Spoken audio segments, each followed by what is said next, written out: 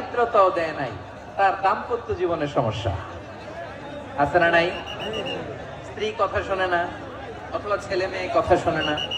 তাহলে পরীক্ষা সবার জীবনে আছে, এক একজনের পরীক্ষাটা এক এক রকম।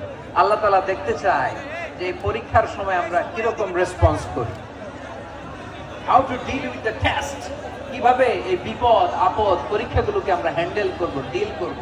এটা হচ্ছে আজকের আলোচনার বিষয়।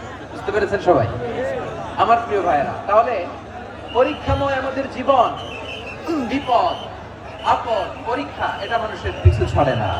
সবার জীবনে পরীক্ষা আছে। নবীদের জীবনেও পরীক্ষা ছিল। সাহাবারা জিজ্ঞেস করেছেন, ইয়া রাসূলুল্লাহ, আইয়ুন নাসি আশাদ্দু বালাআন ফিদ দুনিয়া, এই দুনিয়ার বুকে কাদের পরীক্ষা সবচেয়ে বেশি? বিশ্বনবী বলেছেন, আল আম্বিয়া।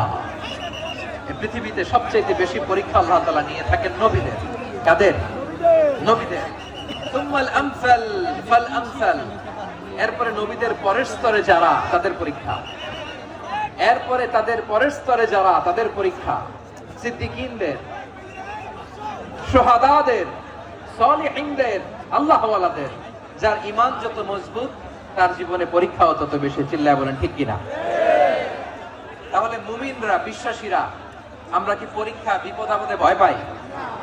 হ্যাঁ, বিপদ দেখলে ভয় লাগে আপনাদের? ভয় লাগে? হ্যাঁ, না, মুমিনরা বিপদে ভয় পায় না, তারা হতাশ হয় না, সুবহানাল্লাহ, তারা নিরাশ হয় না।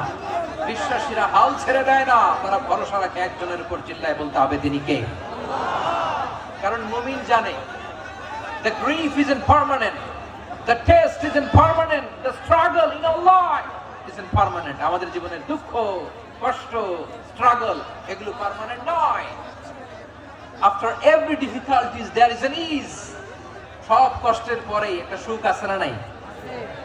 রব্বুল আলামিন বলেন, ফাইন্না মাআল উসরি ইসরা, ইন্না মাআল উসরি ইসরা, ভয় পেও না, চিন্তা করো না, কষ্টের সাথেই আমি রেখে দিয়েছি স্বস্তি। সুবহানাল্লাহ বলেন।